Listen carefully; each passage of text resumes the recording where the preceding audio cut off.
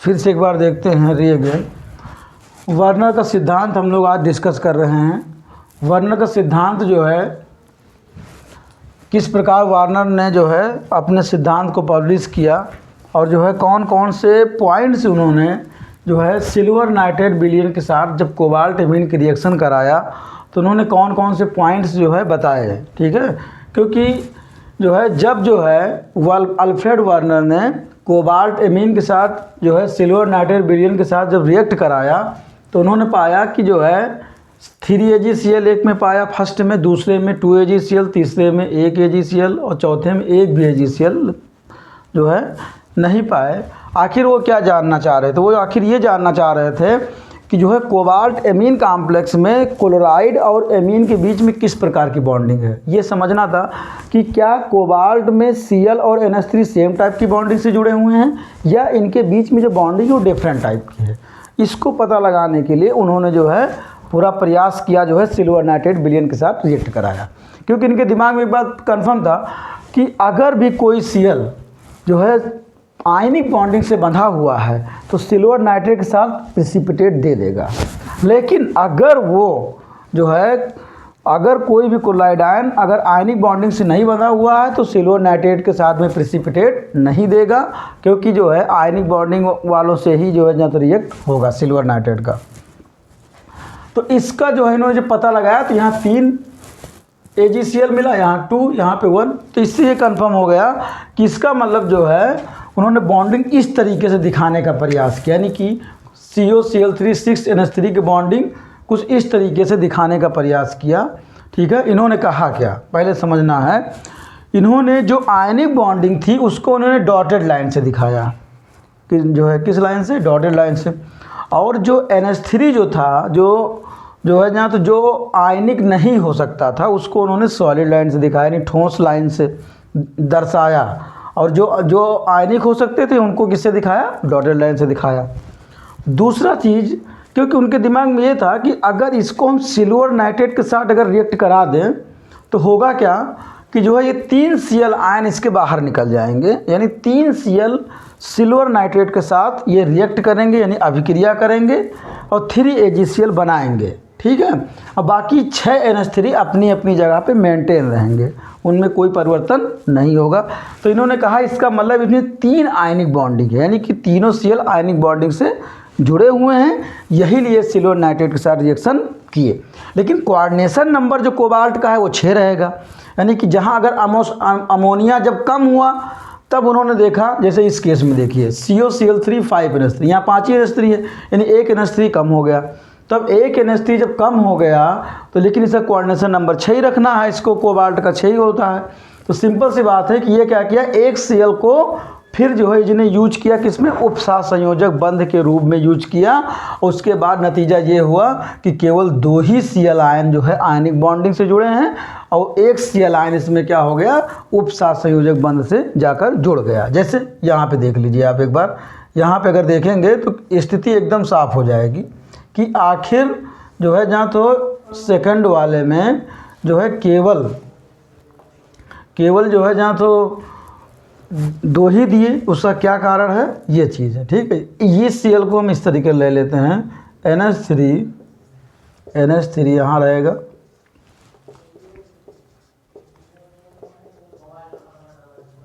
यहाँ पर भी NH3 है।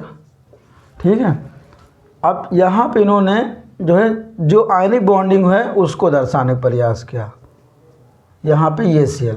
अब यहाँ समझिए ये जो Cl है ये एक्चुअली में दोनों ये उपसा संयोजक बंध से बना हुआ, ये Cl यही भी प्रेसिपिटेट नहीं दे रहा था AgCl AgNO के साथ में, क्योंकि ये जो Cl है ये उपसा संयोजक बंध के द्वारा बंधा हुआ है और यही रीज़न है कि जो है ये क्या नहीं जो है दे रहा है प्रेसिपिटेट। केवल 2 ही Cl यहाँ पे आयनिक बॉन्डिंग के साथ जुड़े हुए हैं। ये सेकंड वाला केस है, ये नहीं दूसरा वाला केस है, पहला वाला केस ये वाला है। तब ये इनको कंफर्म हो गया कि इसका मतलब Cl प्राइमरी मतलब Cl दोनों टाइप की बॉन्डिंग से बन सकता है, यानी कि आयनिक बॉन्डिंग से भी बन सकता है और उपसा संयोजक बंध, दोनों प्रकार के बंधों से बन सकता है Cl। तो इस प्रकार इन्होंने कंक्लूजन क्या निकाला, पहले ये समझा जाए। कंक्लूजन मतलब ये निकाला कि कोई भी उपसा संयोजक बंध हो, ठीक है, कोई भी उपसा संयोजक बंध हो जिसमें दो प्रकार की संयोजकता पाई जाती है। नंबर 1 प्राथमिक संयोजकता, नंबर 2 द्वितीयक संयोजकता। जैसे इन्होंने बताया कि प्राथमिक संयोजकता जो डॉटेड लाइन से दिखाई जा रही है वो प्राइमरी बैलेंसी है, प्राथमिक संयोजकता है, और जो सॉलिड लाइन से दिखाई गई है वो क्या है, सेकेंडरी बैलेंसी को दिखाता है। यानी कि इसमें 6 NH3 जो है सेकेंडरी बैलेंसी से जुड़े हुए हैं, यानी कि द्वितीयक संयोजकता से, और जो 3 Cl हैं वो प्राथमिक संयोजकता से जुड़े हुए हैं। और इस आधार पे जो है इन्होंने जो है अपनी थ्योरी पब्लिश किया। ठीक है, तो इनका पहला जो पॉइंट है, इनकी थ्योरी का जो पहला पॉइंट है वो क्या कहता है कि कोई भी उपसा संयोजक बंध हो, कोई भी जो है उपसा संयोजक यौगिक हो जो है उसमें क्या है कि जो दो प्रकार की संयोजकताएं पाई जाती हैं। यानी कि भाई शुरुआती दौर था बॉन्डिंग का एक्सप्लेन करने का, तो उस समय जो उनको बेहतर लगा उन्होंने एक्सप्लेन किया अपने स्तर से। उनका कहने का मतलब यह था कि कोई भी उपसा संयोजक यौगिक हो उसमें दो प्रकार की संयोजकता पाई जाती है, जो है वो कौन कौन सी होती है, एक होती है प्राथमिक और एक होती है द्वितीयक। ठीक है, यानी कि जो है एक प्राथमिक संयोजकता होती है और एक द्वितीयक संयोजकता होती है किसी भी उपसा संयोजक यौगिक में। और इन्होंने कोबाल्ट एमीन का अध्ययन किया तो इसी के आधार पर इन्होंने एक्सप्लेन किया है। ठीक है, दूसरे पॉइंट में इन्होंने ये कहा है, दूसरे पॉइंट में इनका कहने का मतलब ये है कि जो प्राथमिक संयोजकता होती है वो आयनिक प्रकृति की होती है, यानी कि जल में घोलेंगे तो ये आयनिक हो जाएगी, यानी कि अपने आयनों में टूट जाएगी। और जो द्वितीयक संयोजकता होती है वो अपने आयनों में नहीं टूटती है। ये इनका सेकंड पॉइंट है। क्या है पहले सेकंड पॉइंट, प्राथमिक संयोजकता आयनिक प्रकृति की होती है और जल में घोलते ही अपने आयनों में टूट जाएगा। ठीक है, जब टूटेगा तभी तो सिल्वर नाइट्रिक सर रिएक्शन हुआ, नहीं टूटता तो क्यों रिएक्शन होता। यही रीज़न है कि जो Cl यहाँ पर ये 3 है ये प्राथमिक संयोजकता से जुड़े हुए हैं और जल में घोलने पे आयनिक हो जाएंगे, और जो 6 NH3 हैं, ठीक है, ये प्राथमिक संयोजकता से नहीं जुड़े हैं बल्कि किससे जुड़े हुए हैं, द्वितीयक संयोजकता से। यही रीज़न है कि ये आयनिक नहीं होते। तो इन्होंने कहा कि प्राथमिक संयोजकता आयनिक प्रकृति की होती है और द्वितीयक संयोजकता आयनिक प्रकृति की नहीं होती है। ठीक है, दूसरा पॉइंट ये हो गया।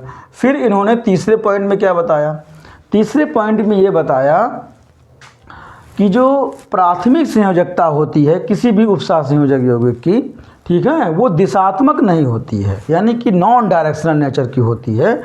मतलब कोई दिशा नहीं होती है, इधर भी हो सकते, इधर भी हो सकते, इधर भी। इनसे जो है उपसा संयोजक यौगिक की संरचना का निर्धारण नहीं होता है। ठीक है, यानी कि प्राथमिक संयोजकता से उपसा संयोजक यौगिक की संरचना का निर्धारण नहीं होता है। इस कारण प्राथमिक संयोजकता आयनिक जो है दिशात्मक नहीं होती है। जो द्वितीयक संयोजकता है यानी सेकेंडरी बैलेंसी जो है, यानी द्वितीयक संयोजकता जो है वो दिशात्मक है, क्योंकि उसमें क्या है कि डायरेक्शन है। डायरेक्शन का मतलब ये है कि उसकी एक निश्चित ज्योमेट्री है।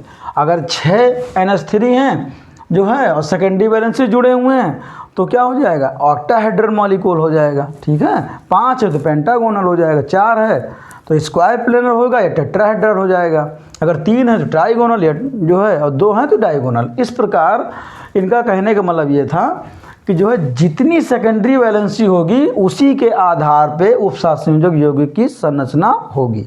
ठीक है, तो यानी सेकेंडरी बैलेंसी यानी द्वितीयक संयोजकता जो होती है दिशात्मक प्रकृति की होती है। चौथे पॉइंट पे आते हैं। चौथा पॉइंट का कहने का मतलब ये था कि जो प्राथमिक संयोजकता होती है उपसा संयोजक यौगिक की ऑक्सीकरण संख्या के बराबर होती है। अगर हम बेटा इसकी जो है ऑक्सीकरण संख्या निकालें, किसकी, कोबाल्ट की, कोबाल्ट की अगर हम ऑक्सीडेशन नंबर निकालें यानी ऑक्सीकरण संख्या का इसको x मान के निकालेंगे तो इसकी ऑक्सीकरण संख्या आती है +3। ठीक है, इसकी ऑक्सीकरण संख्या आ जाती है +3। तो 3 यहाँ पे कितनी जो है, जहाँ तो प्राइमरी वैलेंसी है, 3 जो है प्राथमिक संयोजकता है, तो इसकी ऑक्सीकरण संख्या कितनी है, +3। इनका कहने का मतलब ये था कि किसी भी उपसा संयोजक यौगिक की जो प्राथमिक संयोजकता होती है उसके केंद्रीय धातु परमाणु की ऑक्सीकरण संख्या के बराबर होती है। यानी चौथे पॉइंट में ये, यानी +3 इसकी ऑक्सीकरण संख्या होती है, तो इसका मतलब इसमें कितने जो है आयंस हैं 3 आयन हैं, यानी वो जो है ऑक्सीकरण संख्या के बराबर होती है। वही बात जो दूसरी बात आ गई, द्वितीयक संयोजकता किसके बराबर होती है? उन्होंने कहा कि द्वितीयक संयोजकता समन्वय संख्या के बराबर होती है, यानी कि जिसकी जितनी जो है द्वितीयक संयोजकता होगी उसकी उतनी ही समन्वय संख्या होगी। हम लोग आगे चल के पढ़ेंगे कि समन्वय संख्या क्या होती है या उपसह संयोजन संख्या क्या होती है। उपसह संयोजन संख्या का मतलब ये है कि कितने लिगेंड जो हैं केंद्रीय धातु परमाणु से डायरेक्टली जुड़े हुए हैं।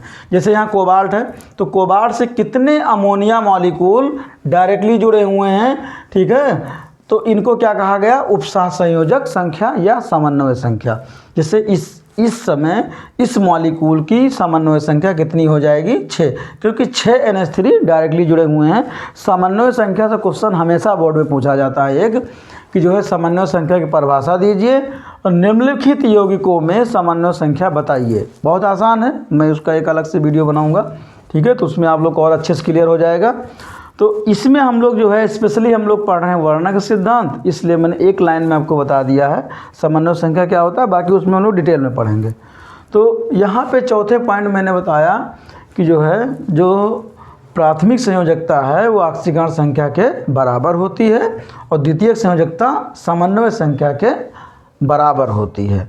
तो इस प्रकार जो है वर्नर का कहने का मतलब ये था कि कहीं पर अगर द्वितीयक संयोजकता जो है अगर 2 है तो उसकी जो संरचना होगी वो क्या होगी? डायगोनल, ठीक है, डायगोनल। अगर 3 होगी ट्राइगोनल, 4 होगी जो है टेट्राहेड्रल या स्क्वायर प्लेनर कोई भी हो सकती है, ठीक है। अगर 5 है तो पेंटागोनल ज्योमेट्री हो जाएगी। अगर 6 है तो ऑक्टाहेड्रल हो जाएगी, ऑक्टाहेड्रल ज्योमेट्री, ठीक है। तो इस प्रकार जो है इन्होंने जो है सेकेंडरी वैलेंसी के विषय में ये जानकारी दिया, जो है वो अपने जो है उसमें पब्लिश भी करवाया, ठीक है। तो इस प्रकार जो है ना तो उन्होंने वर्नर का सिद्धांत में जो 4 पॉइंट है महत्वपूर्ण है, ये बोर्ड एग्जाम में यही पॉइंट ही लिखना चाहिए, बहुत ज़्यादा जो है जहाँ ज़रूर नहीं, 4-5 पॉइंट ही थे जो महत्वपूर्ण हैं। पहला पॉइंट क्या है कि जो है कोबाल्ट अमीन कॉम्प्लेक्स पे इन्होंने अध्ययन किया और ये बताया कि उपसह संयोजक यौगिक में 2 प्रकार की संयोजकता होती है। नंबर 1 प्राथमिक संयोजकता और नंबर 2 द्वितीयक संयोजकता, 2 प्रकार की होती है। दूसरे पॉइंट पे इन्होंने ये बताया कि जो प्राथमिक संयोजकता है वो आयनिक प्रकृति की होती है और द्वितीयक संयोजकता आयनिक प्रकृति की नहीं होती है। तीसरे पॉइंट पे ये बताया कि जो प्राथमिक संयोजकता है वो दिशात्मक नहीं होती है, यानी उसकी कोई ज्योमेट्री नहीं होती है। और इन्होंने ये बताया कि जो द्वितीयक संयोजकता होती है वो दिशात्मक होती है, एक निश्चित ज्योमेट्री होती है, उसी के आधार पर उपसह संयोजक यौगिक की संरचना का निर्धारण होता है, ठीक है। नेक्स्ट पॉइंट इन्होंने ये बताया कि जो प्राथमिक संयोजकता होती है उपसह संयोजक यौगिक की ऑक्सीकरण संख्या के बराबर होती है। जैसे अगर कोबाल्ट की हम ऑक्सीकरण संख्या x मान के निकालेंगे तो इसकी +3 आएगी, ठीक है। और जो है उसके बाद ये बताया कि जो द्वितीयक संयोजकता होती है वह जो है समन्वय संख्या के बराबर होती है, यानी कि इसकी समन्वय संख्या कितनी है? 6 है और इसमें 6 लिगेंड क्या हैं? डायरेक्टली जुड़े हुए हैं, ठीक है। तो इस आधार पे जो 4 पॉइंट हैं ये आपको याद हो जाएंगे, बहुत आसान पॉइंट हैं और 4 ही पॉइंट आप एग्जाम में लिखिए, आपको पूरा मार्क्स मिल जाएगा। वर्नर का सिद्धांत इम्पॉर्टेंट भी है, आता भी है और बहुत आसान है, ठीक है। और आप लोग थोड़ा सा भी अगर इसको ध्यान से अगर पढ़ेंगे, ध्यान से देखेंगे तो बहुत आसानी से इस सिद्धांत को समझा जा सकता है, वर्नर का सिद्धांत। और वर्नर ने जो है किस प्रकार इस सिद्धांत को पब्लिश किया, किस प्रकार उन्होंने जो है कंपाउंड पे अध्ययन किया, इसके बारे में मैंने आपको पहले ही डिस्कस कर दिया है। और अगला लेक्चर हम जो है इसी के बाद नेक्स्ट टॉपिक बनाएंगे, यानी सेकंड लेक्चर था उपसह संयोजक यौगिक का, ठीक है। तो इस प्रकार जो है इसको आप लोग ध्यान से पढ़िएगा और जब ध्यान से पढ़ेंगे तो आपको ये 4 पॉइंट अच्छे से समझ में आ जाएंगे, ठीक है। तो बाकी अन्य भी पॉइंट हैं, लेकिन क्या है कि जो महत्वपूर्ण पॉइंट हैं वो ही केवल आपके सामने डिस्कस किए जा रहे हैं। जो है जिनका कोई बहुत मतलब ऐसे कर देखा जाए तो कई सारे पॉइंट हो सकते हैं, ठीक है, लेकिन जिन पॉइंटों से महत्व है जो है वो पॉइंट आपके सामने डिस्कस कर दिए गए हैं, ठीक है। तो आप जो है और भी कुछ हम लेक्चर बनाएंगे, आप लोग जो है ज़्यादा से ज़्यादा जो है वीडियो को जो है लाइक और कमेंट, अगर कोई समस्या होती तो आप उसको भी आप बता सकते हैं, ठीक है। और जो है इसके बाद हम नया जो है लेक्चर जो है अपलोड करेंगे, तो उसको आप लोग जो है इसको अच्छे से देख लीजिए ताकि जो है ये अच्छे समझे होंगे। इसके पहले वाला जो लेक्चर है जो है उपसार संयोजक यौगिक और दिक् लवण में अंतर, वो क्या है उसको अच्छे से पर समझ लीजिए, उसके बाद इसको पढ़िए, आपको बहुत आसानी से समझ में आ जाएगा, ठीक है। और सरल भाषा में जो है जहाँ तो आपको हर एक चीज़ समझ में भी आ जाएगी, और कोई भी समस्या होती है तो आप उस पर जो है कमेंट बॉक्स में लिख सकते हैं, ठीक है। और जो है कोशिश करें कि ज़्यादा से ज़्यादा सब्सक्राइबर करवाइए सभी के साथ, जो है दोस्तों के साथ शेयर करें वीडियो ताकि ये सब तक पहुंच सके, क्योंकि कुछ वीडियो ऐसी हैं जो है कुछ टॉपिक ऐसे हैं जो छूट जाया करते थे, और हम चाह रहे हैं कि जो है जहाँ तो यहाँ से आपका सारा टॉपिक कवर हो जाए, ठीक है। बहुत बहुत धन्यवाद, ठीक है, इसको अच्छे से देखिए।